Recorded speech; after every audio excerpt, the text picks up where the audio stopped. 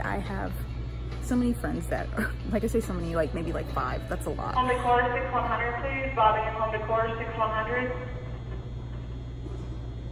Okay.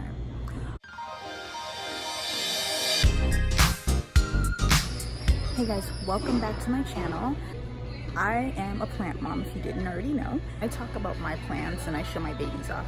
I have friends say, oh my gosh, like I can't keep plants alive, like it's so hard, I kill everything. And I'm just like, what kind of plant did you have? And they usually can't describe them, and that's okay. So today I'm going to share with you 3 plants that I think anybody, pretty much anybody, can keep alive and easy to find, so they're really loud. Anyways, let's just get to it.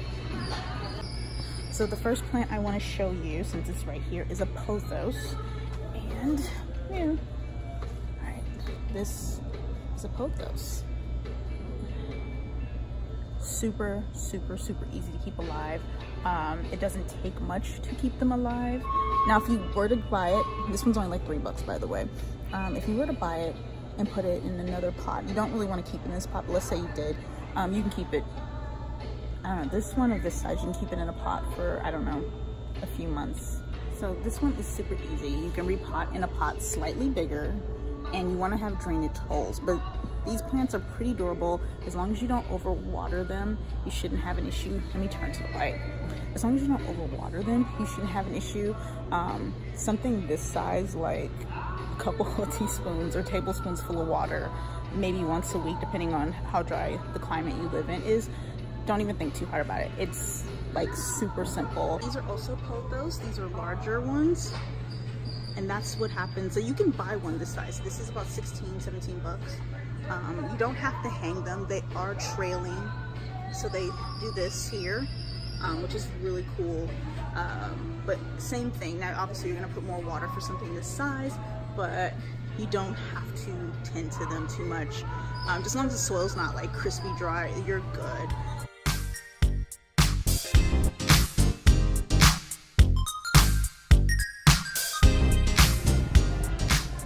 Alright, so my next plant on the list is a Sansevieria.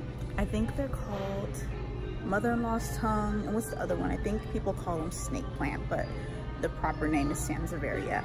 It's spelled Sansevieria. I don't know if I'm mispronouncing it, but I call it a Sansevieria. And this, oh, they must have just watered these, they're kind of heavy. This is what she looks like. And there are different variations of this plant, but again, I am in a home, what do you call this? Home improvement store. So you can get these anywhere. This is what they look like. These come in a pretty decent pot. And I want to say this is about 15 bucks for this one. She's heavy.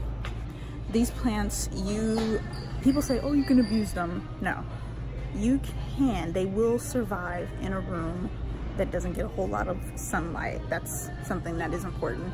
Plants grow and thrive off of sunlight and not so much water. People think it's the water that they live off of. Everything, every living thing needs water. It's very true, but with plants, the sun is what grows them. And when you get into more complex plants, that's when, you know, it's like, oh, you have to have this sunlight, indirect, filtered, unfiltered. So that's why I am suggesting, sorry, you can go ahead. That's why I'm suggesting plants that aren't really high maintenance. For instance, like this plant right here, really sensitive. So you want something durable, right? Let's stick with this.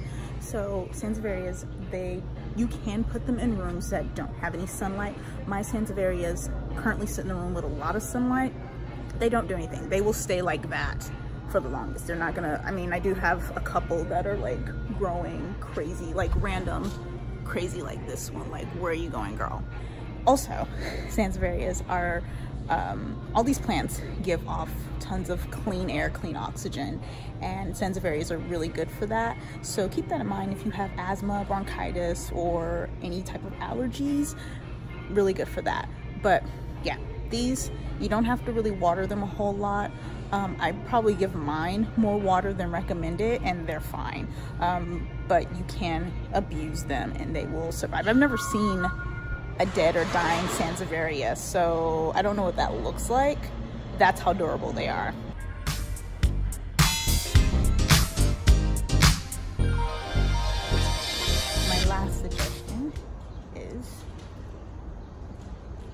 don't take my eye out, an aloe plant.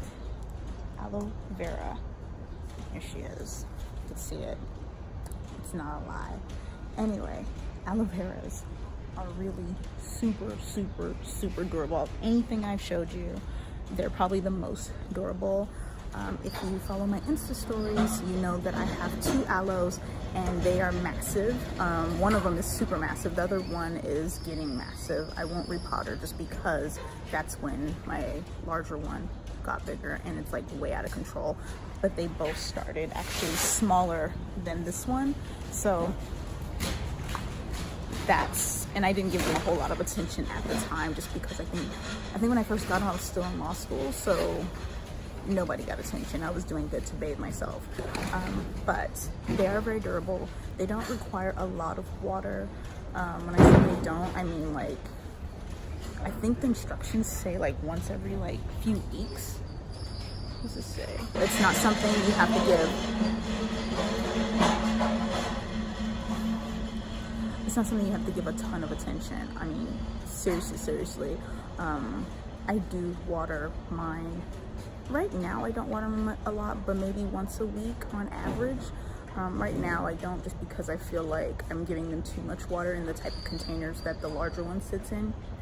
But if you got this actual plant, you can probably keep it in that small container for the longest time and it will thrive. Aloes are also, no plant's perfect, but aloes tend to have like ugliness to them, like, you know, all these nicks and cuts and bumps and whatnot, but they're fine. They're totally fine. So they're durable, and if they get ugly, I wouldn't say cut it off. I don't like to cut off any of its fronds. No. But yeah, super duper durable. I'm gonna go inside because I can't even hear myself talk.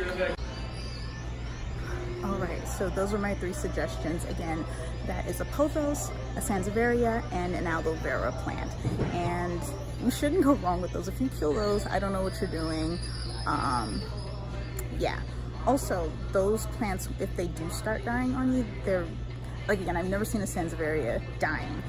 But I've seen pothos and aloes in bad shape, and those can make a comeback. They're super easy. I promise you, I have some really fussy plants, and those, I don't worry about them at all.